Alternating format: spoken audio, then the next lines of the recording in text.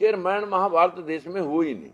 ये तो पुष्यमित्र शुंग ने 10 राजाओं की वंशावली मौर्य वंश को खत्म करके, उसके दरबार में लेखक था, लड़की की शादी राजा से करके सेनापति का खिताब लिया, सेना अपनी पर ली और राजा का कत्ल कर दिया और वहां से अयोध्या आके बसाई 184 ईसा पूर्व, यानी 2200 साल पहले अयोध्या बसी। किस किस वंश ने उस पर राज करा? शुंग वंश ने स्टार्ट किया, अयोध्या बसाई थी शुंग वंश ने, और उसके बाद जहाँ कुषाण वंश है, जहाँ गुप्त वंश है, जहाँ पाल वंश है, जितने भी वंशों ने राज किया उसका हिस्ट्री में वर्णन है।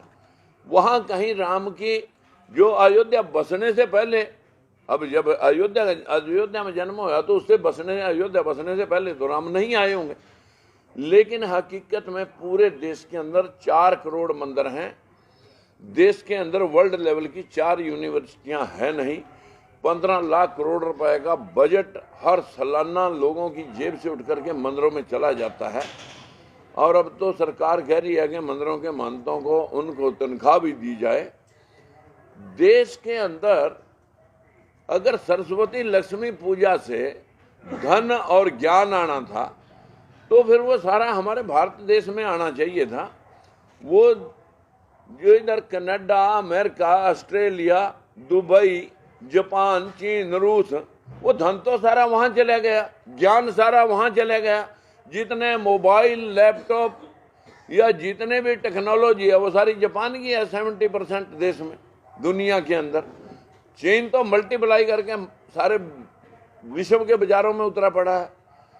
हम यहाँ सरस्वती लक्ष्मी की पूजा करके अपने दिल बढ़ावे कर रहे हैं और विश्व जो है ना कहाँ का कहाँ पहुंच गया।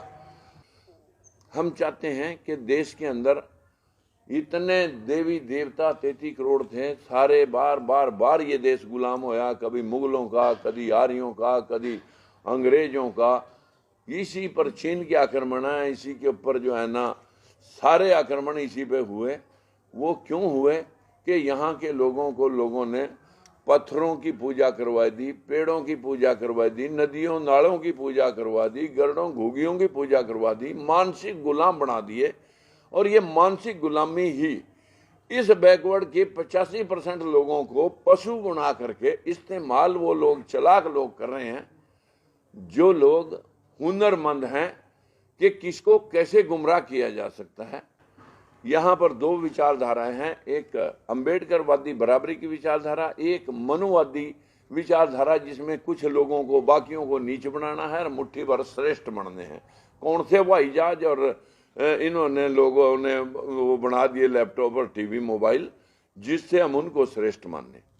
सुप्रीम कोर्ट में 9 सितंबर 1976 को ललई सिंह यादव की किताब का इलाहाबाद हाई कोर्ट ने उसको सही मानना था, जिसमें उसने कहा था कि अगर सूरज को कोई खा सकता है, मैल से बच्चे बन सकते हैं, 10 सिरों वाला आदमी हो सकता है, आदमी की गर्दन के ऊपर हाथी की गर्दन लग सकती है, तो आज क्यों नहीं? अगर गरुड़ घुगियां, कौवे, पक्षी बोलते थे, समुद्र बोलते थे, तो अब क्यों नहीं, जब साइंस टेक्नोलॉजी इतनी आगे बढ़ी। ये तो सुप्रीम कोर्ट ने अंधविश्वास का चीरहरण इलाहाबाद हाई कोर्ट ने किया। हमारे देश के सुप्रीम कोर्ट के अंदर भाषा विभाग, पुरातत्व विभाग, आर्कोलॉजिकल डिपार्टमेंट और लैंग्वेज डिपार्टमेंट दोनों ने हल्फनामा दे रखा कि रामायण महाभारत का देश के अंदर कोई ऐतिहासिक तथ्य नहीं है। अब बताइए, वो मैंने नकारा या सुप्रीम कोर्ट में एफिडेविट देने वालों ने नकारा? मैंने कभी जिंदगी में मंदिर नहीं गया, श्री राम का नारा नहीं लगाया। मैं तो फूले साहब का अनुयायी हूँ और मैं जो है ना गौतम बुद्ध की विचारधारा से अभी भी मेरी मतलब जो है ना विपसना केंद्र से लौट के आया। मैं कभी आडंबर में, धर्म क्या है? जो सबके लिए बराबरी दर्ज करता हो, सबका सम्मान करता हो, सबके कल्याण का और मंगलमय होने का की कामना करता हो, वो है इंसानियत धर्म।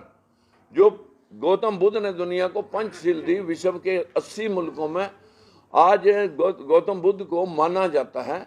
हमारे देश का प्रधानमंत्री जाता है, मैं बुद्ध की धरती से आया हूं, वहां राम श्याम की धरती क्यों नहीं कहता?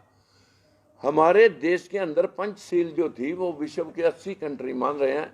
चोरी, झूठ, नशा, अनैतिक व्यभिचार, बिना वजह हत्या, इन 5 दुष्कर्मों को छोड़कर मानव कल्याण के लिए जो आदमी काम करे उसे लोगों ने जीते जी महापुरुष और मरने के बाद उसे भगवान मान लिया। ऐसे ही कबीरदास हैं, ऐसे रविदास हैं, ऐसे गुरु नानक देव हैं, ऐसे गुरु गोविंद सिंह हैं, ऐसे ही सोक्रेटिस हैं, ऐसे ईसा मसीह हैं, ऐसे मोहम्मद पैगंबर साहब हैं। जितने भी भगवानों का मान रहे वो सब इंसान हुए। अगर ये इंसान हुए तो इनका भी इतिहास होना चाहिए था। तो इसलिए हमारा मानना है कि हम ऐतिहासिक तथ्यों के ऊपर बात करें। और इस देश की गरीबी का मूल कारण है अंधविश्वास। सत्ता हथियाने के लिए एक अच्छा मुद्दा है, क्योंकि भावनाओं से खेलना, और जब उनके ऊपर कोई व्याख्यान करता है तो इनकी भावनाओं को चोट लग जाती है। हमारी भावनाओं को कभी 4000 साल में चोट ही नहीं लगी, न 73 साल की आजादी में चोट लगी। ढोल गवार शूद्र पशु नारी सकल ताड़ना के अधिकारी, कि जैसे ढोल को पीट के काम लिया जाता है वैसे ही शूद्र को, नारी को, पशु को पीट के काम लिया जा सकता है। What is that.